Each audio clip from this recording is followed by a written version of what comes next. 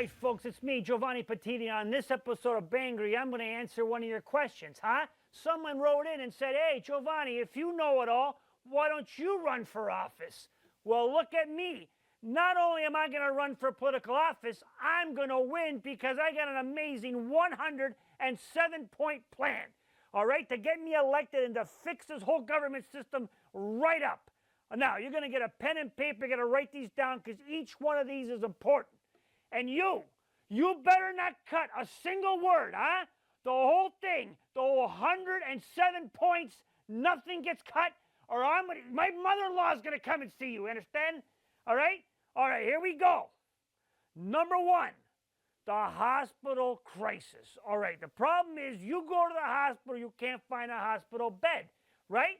Well, the issue with that is the guy with a chair. Then you push the thing, nobody comes, all right? I don't even think the thing is hooked up.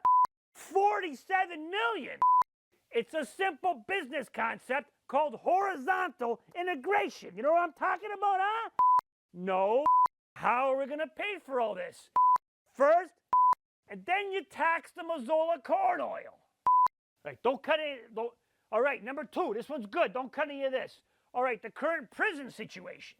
Now, if you ask me, number four, that's right. All right. Then, there's the high school sex education curriculum, okay? I want to tell you, this is very important. Listen, before I get started, I want to tell you right now, I am not in favor of casual sex, okay? I don't like it. I'm not for it. That's why most of the time I leave my socks on, occasionally a tie. But that's hard to tell kids in high school. You know what I'm saying? They don't listen to you. They don't understand. Here's a more realistic plan, all right? If you want kids in high school to start having a lot less sex, that's easy. Let them get married. Number 37, minimum wage. Listen, folks, this has been a big controversy here in the province, okay? All these economic experts, they don't know what they're talking about. Everybody debates. You raise the minimum wage, but then people lose their jobs, and it's bad for the economy. You want to pay people more, but you want them to keep their jobs. You don't understand? You don't want to affect the jobless rate. I've got the answer. It's simple. We raise minimum wage, not to $15 an hour, but to $1.5 million an hour. And everybody works 2.5 hours a year.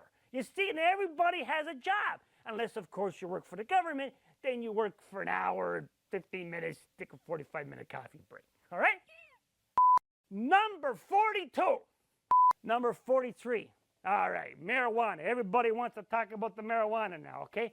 I am in favor of the legalization of marijuana, number one. Number two, I don't think it should just be sold at the LCBO. I think it should be available everywhere, okay? Like at a corner store or government store or department store, everywhere should be available. Except maybe Costco, because that would be crazy. Too much? All right, it's time to get serious now, folks. Our national deficit, it's out of control. We owe a lot of money to a lot of people. I did a lot of research, and I found out the number one country that we owe money to is China. Listen, I got a plan. Okay, I guess we owe them a lot of money. This is what I'm going to do. All right, we invite the Chinese out to dinner. All right, probably Chinese food. They like that. You go to all-you-can-eat buffet. You know what I mean? They get everything they want. They're happy. Everything's great. The bill comes. We pick up the tab. Okay? Then when it's their turn, they call us. We say, where do you want to go? Let's go to the keg. See what I'm saying there? We get the steak, the twice-baked potatoes, a nice wine, dessert. You know what I'm talking about? Then, you know, the bill comes. They got to pay. But you see what happens? Now, it doesn't seem like a lot, but over time, the gap, you see where I'm going there? Like this, and pretty soon we're even. Now, I know what you're thinking. What if this doesn't work, right? What if they don't buy it? Then I got plan number two. This is what we do. We stop paying the Chinese completely, all right? This is what happens. It's going to take a little bit of cooperation on your part, so pay attention. I need you to go home right now and find everything in your house that's made in China, all right? So what you do is you're gonna take the thing, you're gonna scrape. Oops. You scrape the thing, the part that says made in China, like this, right? You scrape it out, maybe a little sandpaper or something. And then you take a pen, like a good, like a Sharpie. And then you go like, you put made in Canada. And take your time, it's gotta be good. All right, then you put it back where you found it. When we stop paying the Chinese, they're gonna call us and say, hey, what about all that money you owe us? Goes, what are you talking about? All that money. Goes, what money do you owe? Goes, we sent you all that stuff. We go, what stuff? Huh? We didn't. Goes, this stuff. Hey, look, it's made in Canada.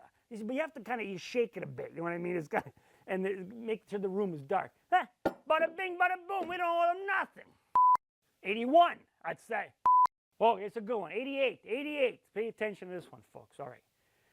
Our relationship with the United States. Listen, folks, I know we pick on them a lot, but the United States is our trading partner, our closest ally. What are you going to do? We got to get along with these people, you understand? But I know I'm involved with the current trends. I have my pulse on the finger of the American populace. All right, this is what we're going to do.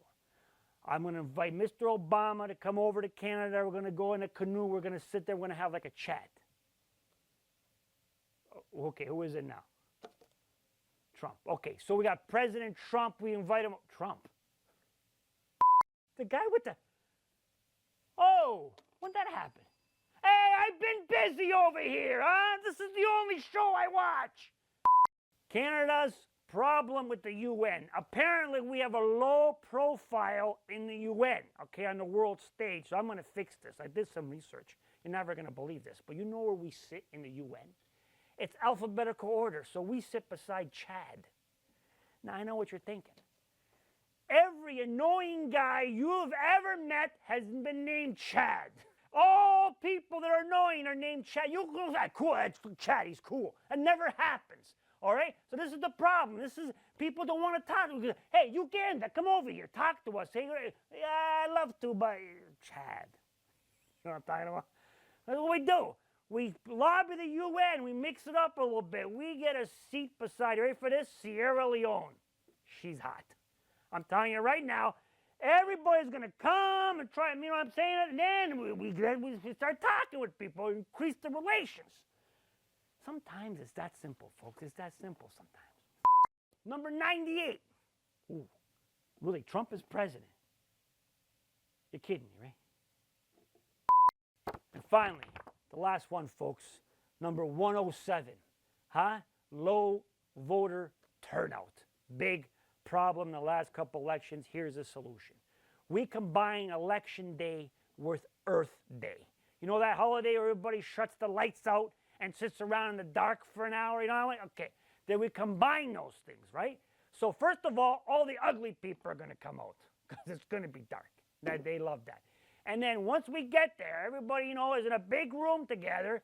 Then it's just like a bar.